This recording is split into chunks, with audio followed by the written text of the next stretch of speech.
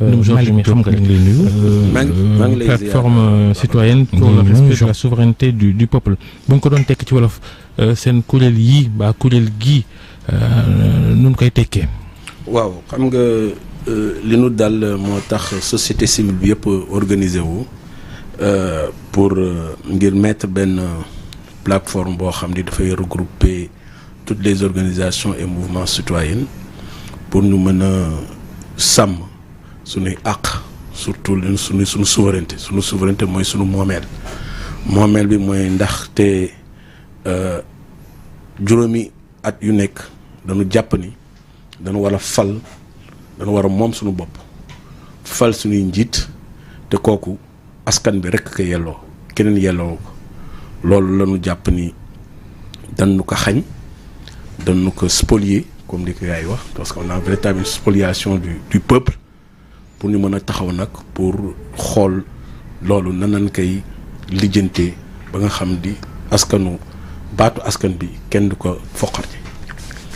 ci wàllu woowu fan yee passé daje ngeen li ngeen nas noo leen ko fas yéenee doxale ngir élection am ci 25 février gi ñu dëgmal. waaw xam nga Georges li ma doon wax léegi rek mooy que ni li am samedi dafa ëllëg nit ñi ndax tey soo gisee ñu bëri ñoo ngi toog ndax mbetteel la ak tiitaange mbetteel la ndax kenn mësul woon xalaat ni Sénégal bi mu amee indépendance ba léegi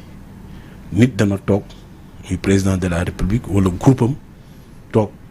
ñu entamé benn saytu benn justice boo xam ne depuis 1960 dañ koy def ñu toog rek ci benn discours ñu arrêté lépp dafa nekk loo xam ni dérive la ndax kenn xamul fu muy jëm kenn xamul fu muy yóbbu moo tax nit ñi soo leen déggee ñun tekk ku nekk ngi toog di mettitlu ci li am loolu moo tax ñun société civile ñu faire face à notre responsabilité parce que ëllëg l'histoire nous interpellera ni lii bi ma amee lan ngeen taxawaay donc suñu taxawaay nag mooy taxawaayu sàmm réew mi xeex ba nga xam ni lii am suñu ko forcé te daan xam ñun def nañu war a def mais aussi sàmm mooy que ni réew mi kenn du ko dugal ci guta bi mooy que ni ñi bëgg crise virtuelle bi am ba duñ dem ci crise réelle ndax fii kenn xam na crise institutionnelle et constitutionnelle amu fi toutes les institutions marchent dans ce pays la preuve keroog président de la République bi muy def discours bi naan crise dafa am këram la jóge daw nank sans escorte sans rien dugg biir palais def discours am donc crise su amoon donc je pense dañuy day bunkériser au niveau du palais donc toutes les institutions de cette république marchent nit ñaa ngi dox seen soxla mi ngi jël ay décret l'administration fonctionne les institutions économiques fonctionnent bu nu kenn gëmloo ni crise dafa am maintenant crise boobu ñuy wax muy crise virtuelle créé ko dañu bëgg dafa am ñoo xam ne dañu bëgg une crise réelle dans ce pays te ñun saa ñu daf ñuy interpeller kenn du dugg ci crise réelle pour jox opportunité à tout genre de bord de mettre le pouvoir dans la rue pouvoir bi du nekk dans la rue c'est pour cette raison que nous dañu gëm ni le 2 inchallah avril président Macky Sall dootul nekk amatul mu tudd président de la République. kon de crise bi ngay bañ ni bu nekkee 2 avril ngeen am taxawaay bi dégg nañ tamit opposition bi di ko wax boobaa nag crise moom dina dikk. non crise bi du nous on va user de toutes les luttes citoyennes kenn du génne nit kenn du di jàmmaarloo kenn du mettre ce pays à feu et à sang. le 2 avril bu jotee nan ngeen di génne Macky ci palais bi. non kenn du ko génne.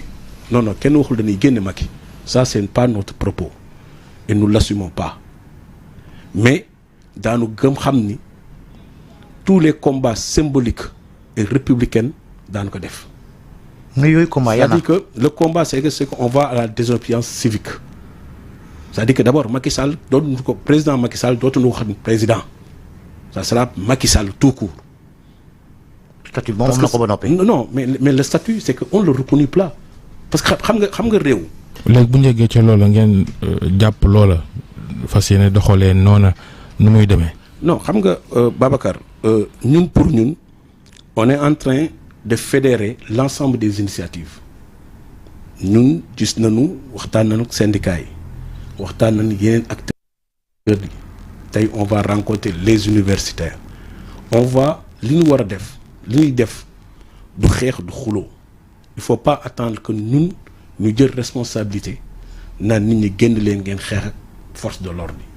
on va pour xaar ci ñun ñu génn naan jaamante loon manifestation bu ñu organiser suñu ko autorisé wu nañ koy mais le problème mooy que mais ñoom ñuy ay citoyens lañu on a la responsabilité de dire mën na banque suñuy loxo duñu liggéey mën na ne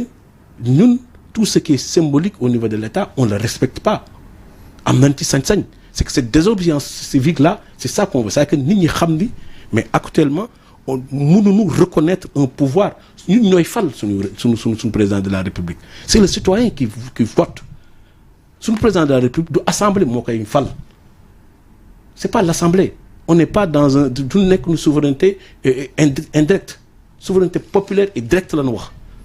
donc mën dañu on va utiliser toutes les luttes pacifiques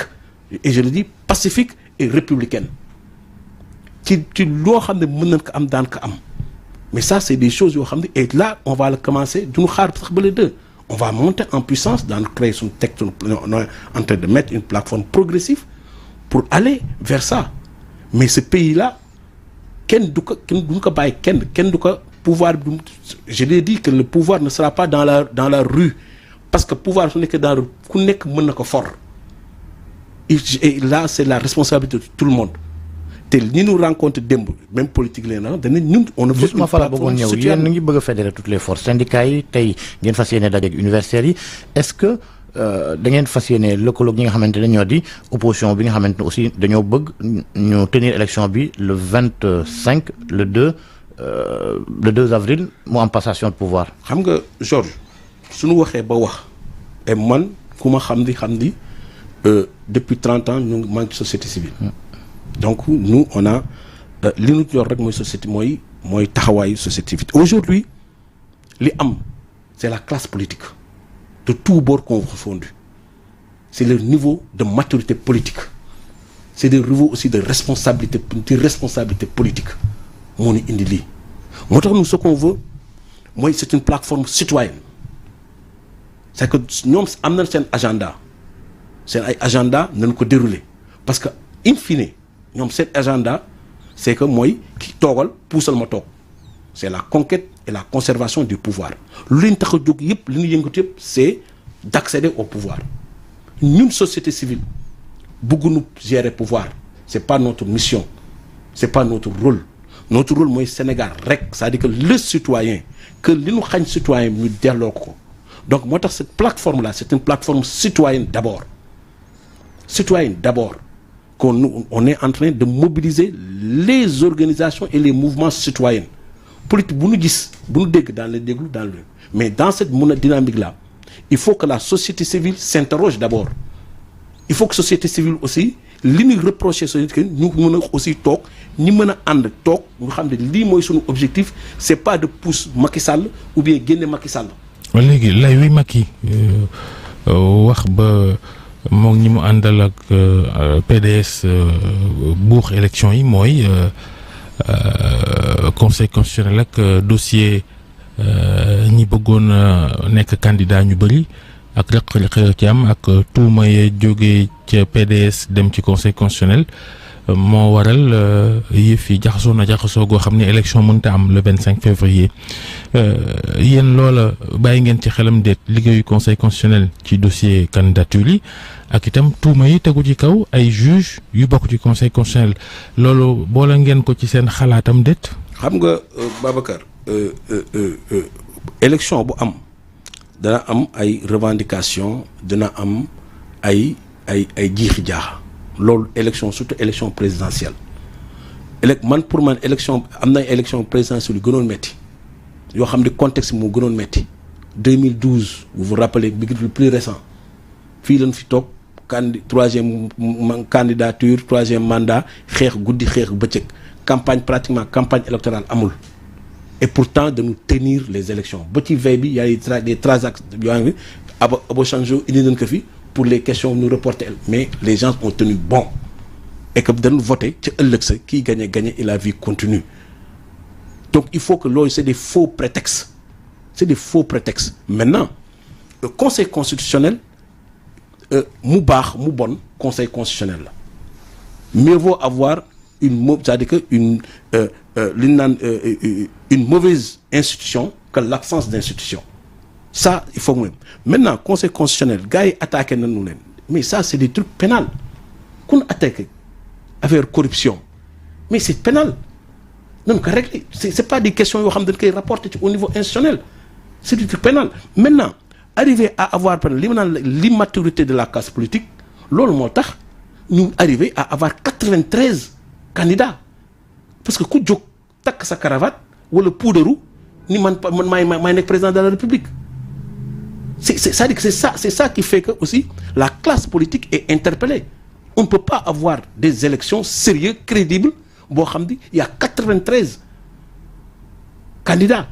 et que il y a 20 candidats potentiels yoo xam te ne war dem élection même su ko organisé woon nan lañ koy defee mais conseil constitutionnel wax na on devait y aller après lu xew ñu xool ñu koy réactiver ñu koy réajuster ba nga xam day am mais warul woon kenn amul maqaama sur cette base là ak nu mu mënti demee ñu fal la pour 5 ans nga xëy suba arrêter un processus de 6 mois et que ngeen toog assemblée def benn vote sans débat pour prolonger un mandat boo xam ne dañu ko verrouiller. Bon après vote sans débat c'est prévu aussi par la réglementation loolu tamit xam nga. je suis tout à fait d'accord mais xam nga Babacar ça il war woon sax yegg ci ay vote sans débat avec débat c'est ça le problème war woon yegg ci ay vote sans débat avec débat c'est loolu cëru askan bi la voter président fal président cëru askan bi la kenn waru ko foqati. opposition bi neen du ci bàyyi Macky fas yéene nañoo xeex bu baax ñoom it dégg nañ leen démb sax ñoom ñu bëggoon a def campagne di waa Diomaye président fële ca Pikine ba amoon ñu teg loxo bàyyiwaat leen dégg nañ leen ñu ni le 25 février élection dina am nañ dem ci internet bi organiser fa élection yi noo gisee taxawaay boobu ak lu mu mën a jur bu fekkente ni xëccoo bi gën naa tar diggante opposition bi àndul ci yëf yeeg Macky mi ne mook ay député mak waa PDS ne dañuy randal yëf yi. moo tax ñun société civile ñu war a teel defar suñu taxawaay il faut ñu teel defar suñu taxawaay mooy que ni am posture boo xam ni dun ni Macky nga faral posture boo xam ni opposition nga nekkal moo tax suñu combat mooy que ni construire benn dynamique citoyenne boo xam ni équidistance la parce que ñoom ku nekk sa agenda nga am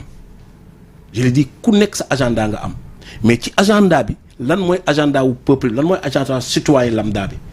c'est là où la responsabilité de la société civile est interpellée que ñun toog tey am na ñoo xam sax danaa am na ñu pas théoriser le report du voix entre nous y en a parce que chaque élection et ça je le disais chaque fois bàyyi leen chaque élection su ñëwee ngeen di théoriser di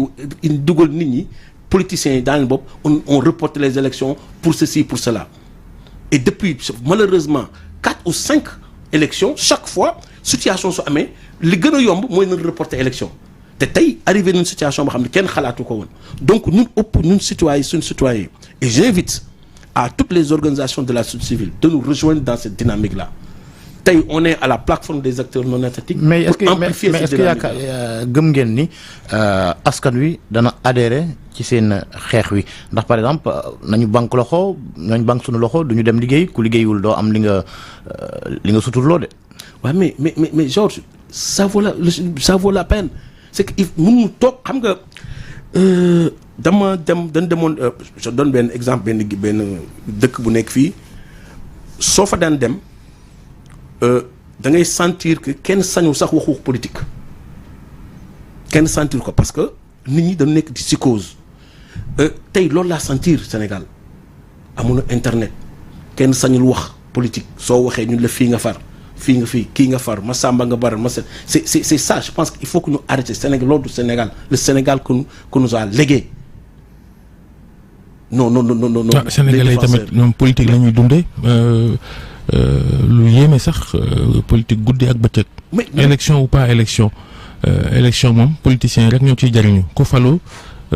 noos boo noppee keneen ñëw jël noos moo ki mbokkam. non moo tax loolu ñun warul parce que Sénégal yéen ñi yàgg ci réew mi nekk société civile xam ngeen ni amul politicien bu fiy diggéewaatul lu xeetu diggé bu ne def nañ ko ci buñ leen joxee nguur gi ñi fi jaar ñëpp nag. ñi fi jaar ñëpp nag boo leen joxee mairie mbaa lu mënti doon ministre rek DG ba ci président koo jox mu noos bu noppee jox keneen noos. mais Babacar est-ce que loolu dafa war a tax ñun citoyen ñu croiser les bras est-ce que dafa war a tax ñu démissionner est-ce que dañu war a tax ñu démissionner est-ce que dañu war a ñu bàyyeeku est-ce qu'on doit accepter tout ça en tant que citoyen est-ce que c'est notre devoir est-ce que c'est notre responsabilité nous en tant que organisation de la société en tant que ku ne. mais politiciens waruñu jël askan wi en otage. mais je suis tout à fait d'accord ñoom ñëpp a yem. moo tax il faut un sursaut citoyen il faut que ñoom ñëpp ñu delloo leen ci seen responsabilité man mouvement yi ñuy bokk cette structure là moi je n'ai jamais été dans des mouvements yoo xam ni on est en collaboration avec les partis politiques. oui mais société civile bi tamit daf am ñoo xam ni seen PT dafa xaw a mel ni lu fës jëmale ci opposition bi aussi société civile aussi foog mu recentrer wu ah. ça foog ngeen waxante dëgg seen biir. je l'ai dit dès le début moo tax ma ni cette plateforme qu'on va créer c'est une plateforme citoyenne c'est entre les organisations de la société civile il faut que nous travaillions citoyens suñu rôle c'est de conscientiser les citoyens notre rôle c'est pas d'être à côté des politiciens parce que soo nekkee à leur côté ñu porter le combat on l'a vu dans toutes les élections dañ lay porter le combat jiital société civile porter le combat te in fine li nga doon revendiquer yëpp suñu jëlee pouvoir ñu jël pouvoir def leen neex. il faut que ça cesse non c'est ça on a une conviction il faut que tout ça cesse dans la société civile. C'est pour cette raison que nous invitons tous les mouvements citoyens d'organisations citoyennes à rejoindre cette dynamique-là parce que suñu ko rejoindre loolu mooy tax ëllëg li ñuy bañ ni réew mi du nekk ci guuta que suñuy dem ci guuta bi ñu mën a taxawaayu citoyen taxaw bu am fulla taxaw leen ñun et politiciens yii doo leen ko def parce que suñu leen bàyyi la ñoom rek seen ay agenda ils vont mettre ce pays-là à feu et à sang te su boobaa citoyens yi du ñoo koy ne ce sont les premiers en pâtir moo tax il faut que ñu taxaw wax ak ñoom taxaw aussi am suñu propre agenda citoyen pour porter ce combat là pour qu'il être en équidistance. yéen Macky ngeen di gën di waxal ngir le 2 mu jóge fi on sait que Alioune Tine waxoon na ne daje na ak moom waroon daje itam ak yeneen président institution yi li ngeen koy wax est-ce que dégg na ko. non ça dit que man li ku nekk xam nga. Georges wax naa léegi ni ñi théoriser ñi yàgg théoriser le report des élections c'est fait partie de la société civile on se dit qu'on se cache pas parce que à chaque fois le plus simple c'est de reporter sooy dugal nit ki sooy dugal dara ci boppam di ko wax di ko dugal finalement day devient une réalité ça Marx disait quand une idée en part une masse ça devient une réalité et c'est ça nous notre responsabilité qu'il faut aller maintenant politiciens yi Macky Sall et je le dis Macky Sall waxoonu dañ koy génne palais il faut que notre discours soit très clair et je l'ai dit ñu doon rencontrer suñu objectif pas d'aller chercher Macky Sall et le sortir du palais mais am nañu ñun citoyens sañ-sañ ñun Macky Sall ñoo ko faloon pour 5 ans mandat am dafay jeex le 2 en tant que citoyen bi faloon Macky Sall man je reconnais j'ai le droit de me dire je ne reconnais plus Macky Sall. jërëjëf Malick Diop ñu ngi lay gërëm bu baax.